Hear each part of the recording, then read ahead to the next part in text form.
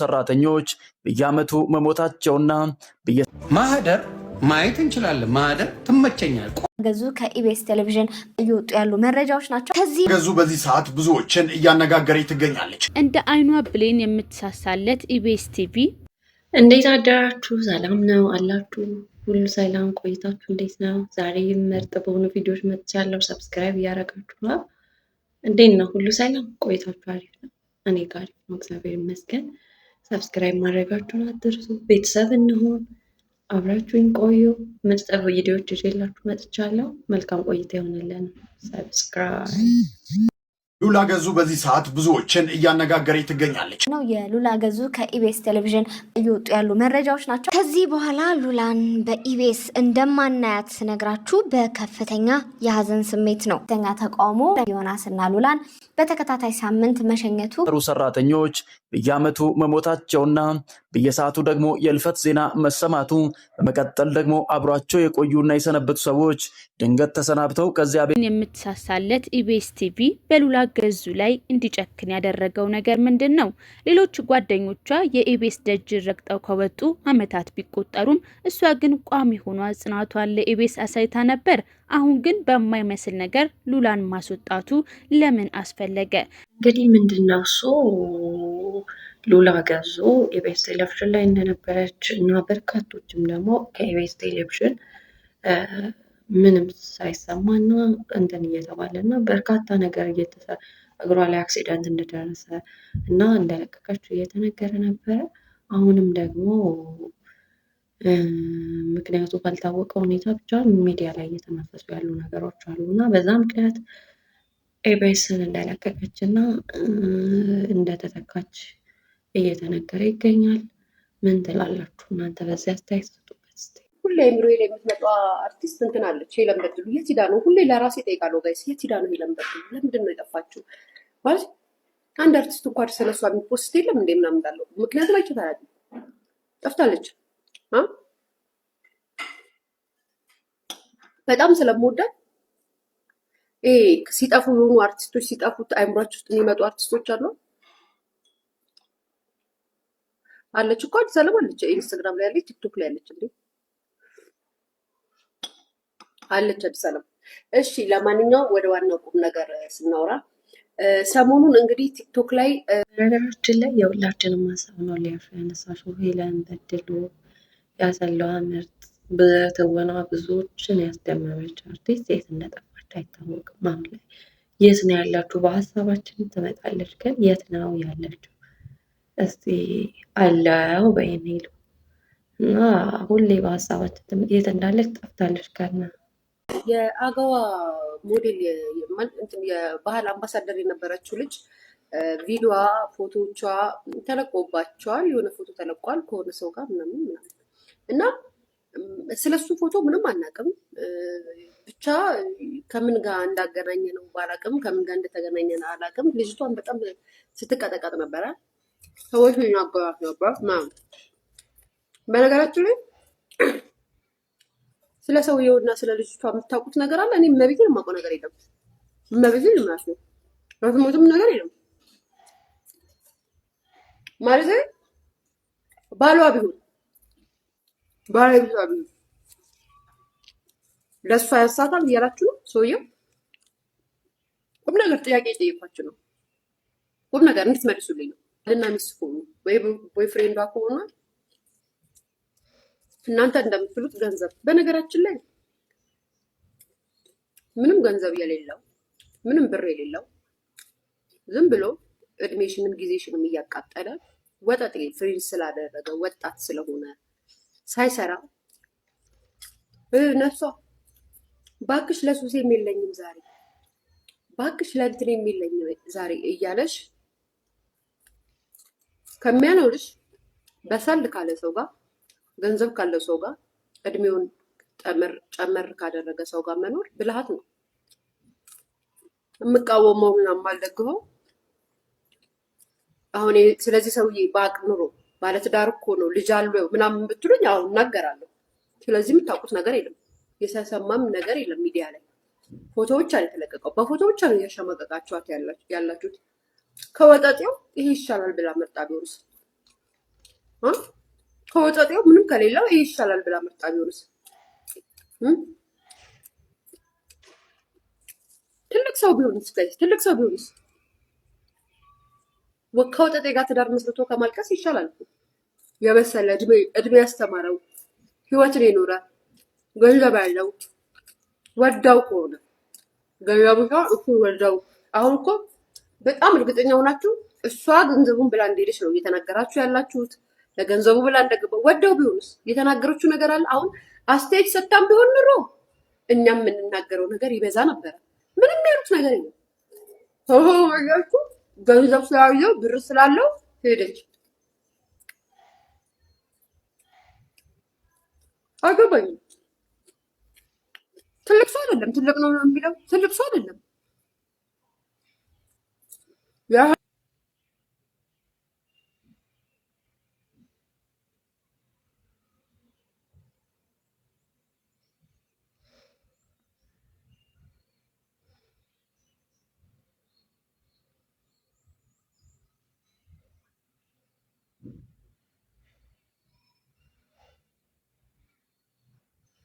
በነገራችን ላይ በቅድስት ዙሪያ ቅድስት ያገዋ ቆንጆ ሊያ ምንድን ነው እያለች ያለችው? ባሏ ቢሆንስ ምንድን ነው ይሄን አልበላችኋት? እውነት እኮ ነው፣ ግን ቢሆንስ ምርጫዋ ነው እና ምርጫዋ ደግሞ እኛን የሚመለከተን ጉዳይ አይደለም። ይህን አልበሰው ህይወት ውስጥ ገብተን ባንፈተፍጥ ጥሩ ነው። እንታስባላችሁ? አንዴ እዚህ ላይ እና እዚህ ላይ ቅጠል አድርገው መጥተው ሙድ ይዙብሃል። አንዴ የሆነ ነገር ያደርጉብሃል። ትፈቅዳለህ። ምክንያቱም ከመጀመሪያው ጀምሮ ያሳያቸው ነገር ነው። አንድ ሰው ሶሻል ሚዲያ ላይ ባለው በሚሰራው ነገር ሊያሾ ለምሳሌ ቡና እየጠጣች እንደዚህ የኔ ኮንተንት ነው ተዳረገዋለህ። ያንተ ፀጉር እንደዚህ የቆመ ነው። ፀጉር ነው ለምን ቆመ ለምን ላረጉት ብለህ አትቀልድባቸውም። ግን ደግሞ ፕራንክ ብለው ሲቀልዱብህ አትፍቀድ። ቫይራል ይወጣል ምናምን። በቫይራል የወጣ ሰው ሆነ ዝነኛውን ልጅ ነው። ክብርህን ጠብቅ። ማርያምን የምሬ ነው። በጣም ነው ጋይስ የተናደድኩት እኔ መቤቴ ነው። ግን ቁጭ ብዬ ሳስበው በባለፈው ጭራሽ እኮ እኛ እንደዛ ተናግረን ስሜታዊ ሆነን ተበሳጭተን ተናግረን እኮ ብሩክታይት እና እንትና ማናት ጋዜጠኛዋ ናፍቆትና ሊያ እኮ ተሸለምኩ ጋይስ። ሽልማት ሰጣቸው እኮ። እኛ ተቃጥለን ትዝ ይላችኋል። እኔ ተቃጥዬ እዚህ እናንተ በቴሌቪዥን የምትታዩ ጋዜጠኞች እንዴት እንደዚህ አይነት ነገር ታደርጋላችሁ? የአፌን አሞት ብቻ ጭራሽ 50 ሺህ ብር ሽልማት ሰጣቸው። አያችሁ፣ ይሄን ልጅ አሁን የሆነ ነገር ሲፈልግ ቫይራል ሚዲያ ላይ መነጋገሪያ ርዕስ መሆን ይፈልጋሉ። ክብራችሁን ጠብቁ። የምታመጡት ነገር የሆነ ከእናንተ ጋር የሚሄድ ነገር አድርጉ። እናንተ ፈልጋችሁ አድርጋችሁ ሰው ተናጋሪ ለምን ታደርጋላችሁ? ሰው ያየውን አስተያየት ይሰጣል።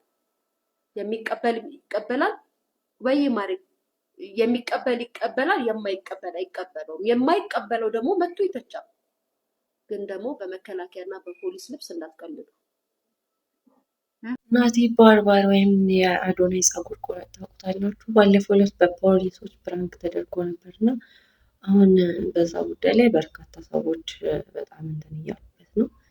ስለዚህ በዛ ጉዳይ ላይ ደግሞ አዶናይ ጣልቃ ገብቶ ሽምግልና ገብቶ በዛሬው ዕለት እንዳስታረቀ መረጃዎች ያሳያሉ ማለት ነው። ስለዚህ አንዳንዴ ባህልና ወጋችንን በጠበቀ መልኩ ፕራንኮችን የምንሰራ የተሻለ ነው ብዬ አስባለሁ። ምን ትላላችሁ እናንተ? ሀሳብ አጋሩበት፣ ኮሜንት አድርጉ። ማህደር ማየት እንችላለን። ማህደር ትመቸኛል። ቆንጅዬ ልቅም ያለች ልጅ፣ የራሷ ስራ ያላት ምርጥ አርቲስት፣ ቆንጅዬ። እጮኛ የነበረው ፓይለት ነበረ። ፓይለት በኢትዮጵያ ፓይለት ግድንግድ ስራ ነው፣ ደስ የሚል አሉሻ መጣ። አላሙዲን ስም ማን ነው ስትለው ገና 7 ቢሊዮን ዶላር አላት። ስሙ አላሙዲን ስም ማን ነው አለች። አይ 7 ቢሊዮን ነው ስሜ። እድሜው ተረሳ፣ ቦርጩ ተረሳ፣ ሚስቶቹ ተረሱ። ምን ቦይፍሬንዷ የት እንደገባ አልታወቀም፣ የት እንደደረሰ ባለቀ። ያ ሁላ ምናምን ባናቱ ተጠቅሎ ታገኘዋለህ። ይሄ ህገ መንግስቱ ነው። ሀብት በቀላሉ አይመጣም። ኢስ ሃርድ። የተወሰነ ሰው ነው የሚይዘው ቻፓል። ብዙ ሰው ሊያገኘው አይችልም። ያቺ ሀብት የብዙ ሰዎችን ምን ታረጋለች? ትስባለች። ማግኔት አለው። የወንድ ልጅ ሀብት ማግኔት አለው። በድህነቱ አንድ ሴት ጠጋ ብላ ያላየችው ወዙ ሞላ ሲል የሆነች መኪና ቀየር ሲያደርግ ነፍስዬ ጣራ ላይ ጭኖ ነው የሚጋልባቸው።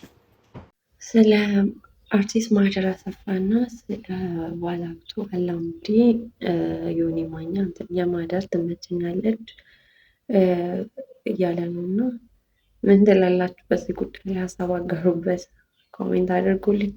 ሌባ አግብተው ቀድሞ የሚሞቱት ነገር ይመቸኛል።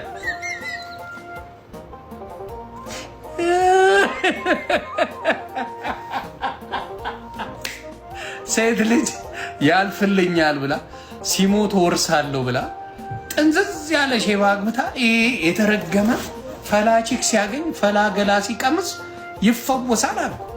አንድ ፍሬ ልጅ ነው የሚሆነው። እሷ ጠንዝዛ ትልቅ ሴት እየሆነ እድሜ እኩል ይሆናሉ። አንድ ፍሬ የነበረችው ልጅ የትም ሀገር ላይ ነው የሚሆነው። እኔ አሜሪካ ላይ አይቻለሁ። ቱጎ ያመጡ ሰዎች ከኢትዮጵያ ምናምን ትልልቅ ሴቶች ምናምን ከኢትዮጵያ ሄደው ፒክ አድርገዋል እና ከኢትዮጵያ ፒክ ሲያደርጉ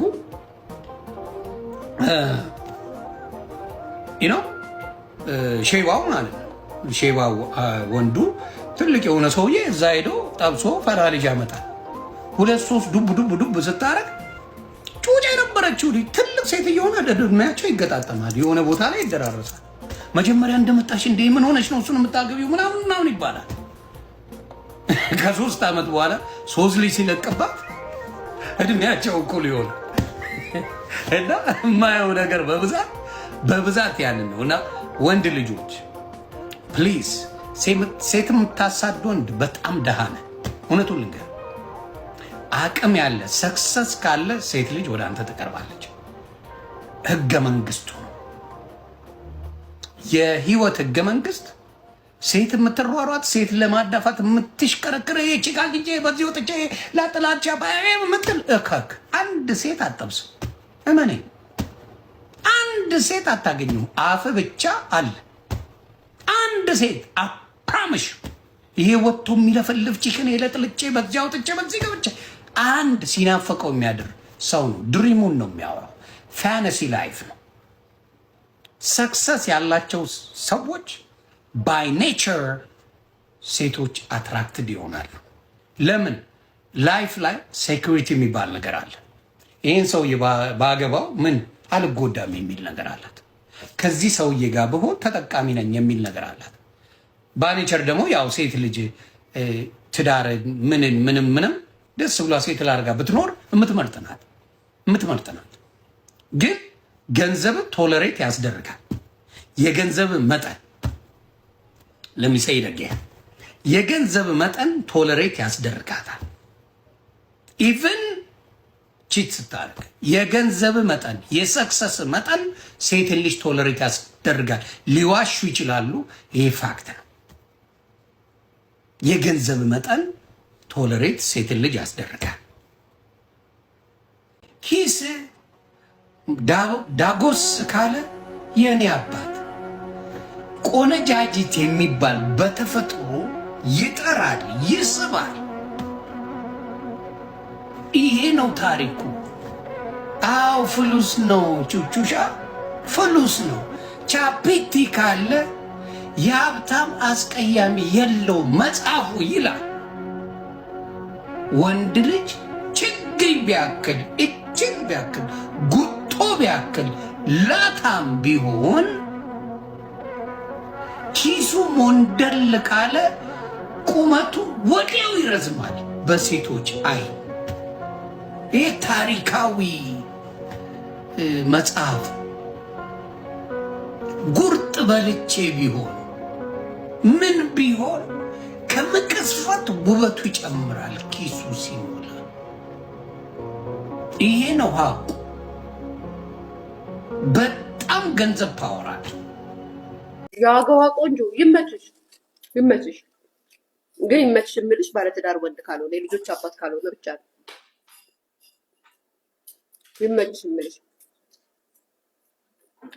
ሚስት ኑሮ ባለትዳር ነው፣ የልጆች አባት ነው። ግን አንቺን እንደዚህ አስቀምጦ እነሱ እንደሚሉት ገንዘብ እየሰጠ ከሆነ ትቀጠቀጫለች። እንደዚህ አይነት ትውልድ እንደዚህ አይነት ሴት እንዲመጣ አልፈልግም ብለን እንናገርሻለን። ግን አሁን ባለው ሁኔታ መብትሽ ነው። ምንም ነገር የተፈጠረ ነገር የለም። እንደውም ምን አገባ ዘፈነችለት። ፌስቡክ ላይ የተለቀቀችውን አይታችሁታል ጋይስ? ወድጄዋለሁ ምን አገባችሁ ብላ ዘፈነችላችሁ። እስኪ ቤታችሁን መርምሩ። ሚስቶችም ምናምን ሁላችሁም ቤታችሁን መርምሩ። ጊዜያችሁን ባልሆነ ነገር በወሬ ምናምን በፋሽን ምናምን ቢዚ አድርጋችሁ ቤታችሁ ስንት ታሪክ እየተሰራ እንደሆነ ታውቃላችሁ? አታውቁ። እና ሌሎቹም ደግሞ በዚህ ከሀብት ጋር በተያያዘ ገብተው አንድ ልጅ አለች የሆነ የውጭ ዜጋችሁን የሆነ ብቻ የሆነ ሚያማው ይሞታል ብላ ገብታ ፈታችሁ ከጥቂት ጊዜያት በፊት በሚዲያ ላይ ሲራገብ የነበረ ጉዳይ ነው እና ያንን በዛም የተነሳ እንትን እያለ ነው። ሌላው ቅድስት የአገዋ ምድር በሷም ጉዳይ ላይ ማለት ነው ሀሳብ አስተያየቱን እያጋራ ነበር። ይሆን እናንተ ጠቅለል ብሎ በዚህ ጉዳይ ላይ ምን ትላላችሁ? ከሴቶችና ከሀብት ጋር በተያያዘ ብዙ ነገር እንትን እየተባለ ነው። ሀሳባችሁን አቅርቡበት፣ ኮሜንት ስጡበት። ምን ትላላችሁ? እሺ ቆይታችሁ እንዴት ነበር? አሪፍ ቆያችሁ? እኔ ጋር አሪፍ ነበረ እና ሀሳብ አስተያየታችሁን አጋሩኝ። ቤቱን ሞቅ ሞቅ እያደረጋችሁት። ስለዚህ ምርጥና አሪፍ በሆኑ ቪዲዮዎችም ደግሞ በቀጣይ እንከሰታለን ማለት ነው። እናንተም ሰብስክራይብ፣ ኮሜንት፣ ላይክ፣ ሼር እያደረጋችሁ ሀሳብ አስተያየታችሁን አጋሩኝ። አብረን እንቆያለን ማለት ነው። አብራችሁን ስለቆያችሁ እናመሰግናለሁ። ሰብስክራይብ አድርጉት፣ ቤተሰቡ ቤቱን ሞቅ ሞቅ አድርጉት። እወዳችኋለሁ።